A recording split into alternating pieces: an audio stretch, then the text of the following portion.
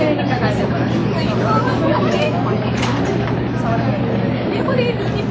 Ito na. Ang huling tula ay susulat ko para sa iyo. Pangako yan. At totoo, hindi ko alam kung magiging gaano kahaba o kung kaso ba sa isang pyesa, ilang pahina, ilang minuto, ang ihahaba, itatagal ito, kaya posibleng hindi ko agad makabisado, pero pangako yan. Ito na. Ang huling tula ay susulat ko para sa iyo.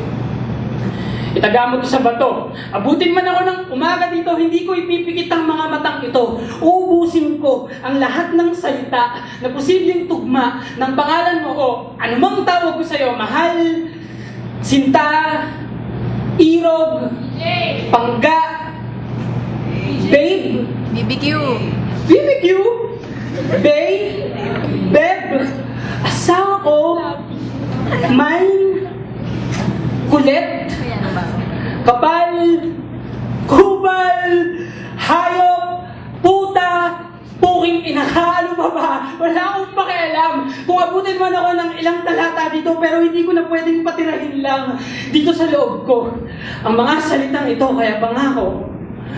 Ito na, ang huling tula na isusulat ko para sa iyo. Magsisimula ako sa umpisa. Sa kung paano initiyan mo ako, tinanong kung saan ako nakatira. Hindi mo nga pinansin ang mga agiw sa dingding.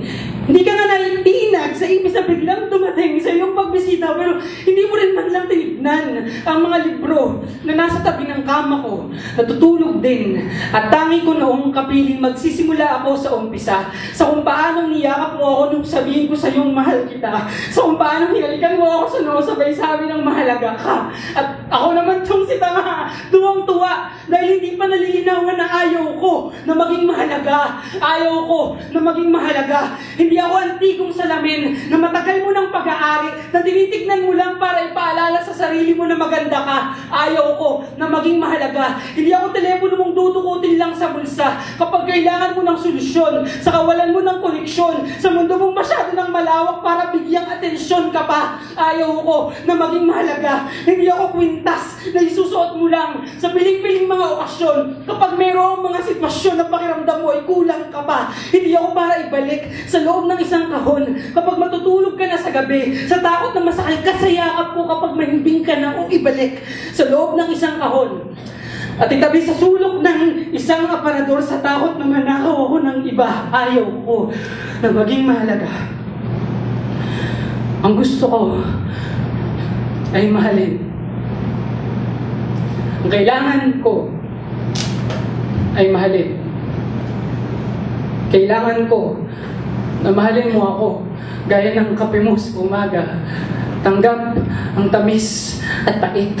Kailangan para sa init pero hindi isinasantabi dahil lang ng lamig na. Kailangan ko na mahalin mo ako gaya ng sarili mong opisina. Kabisado kung para saan ang ano. Kabisado kung saan nakatago ang alin. Kabisado ang mga pinatago kong patalim, silbi, dumi, lihim.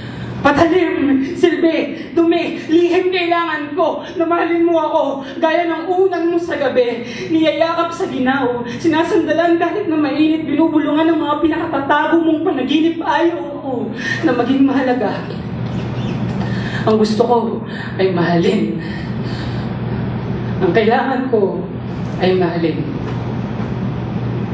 At nagsulat ako noon para lang mahalin mo. Kaya patawad, pero magsusulat ako hanggang sa maubos ko ang lahat ng salita na posibleng tugma ng pangalan mo. Patawad, pero magsusulat ako para patawarin mo. Dahil minsan, may nakapagsabi sa akin na ang taong hindi raw marunong magpatawad ay hindi makapagsusulat. Kaya mahal, sa pagkakataong ito, sa huling pagkakataon na magsusulat ako ng tula para sa iyo, gumawa tayo ng kasunduan.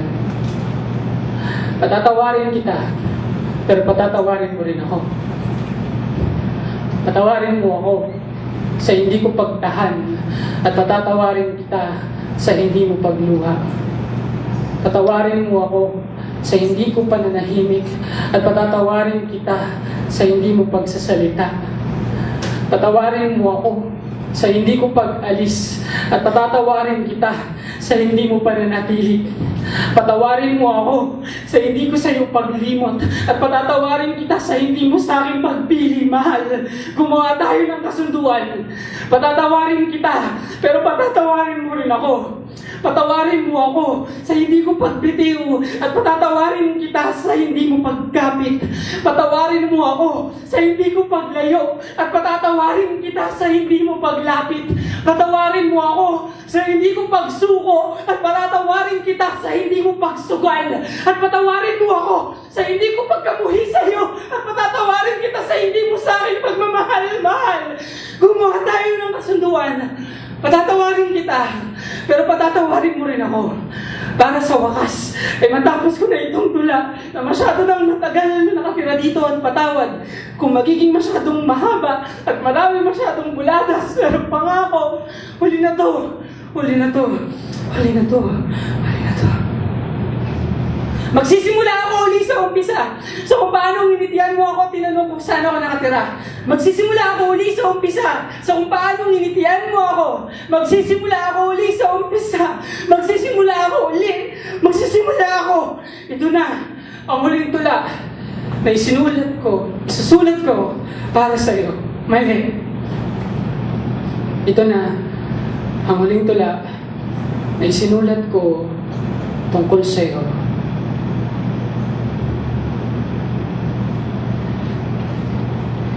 Iniibig kita at ubos na ako.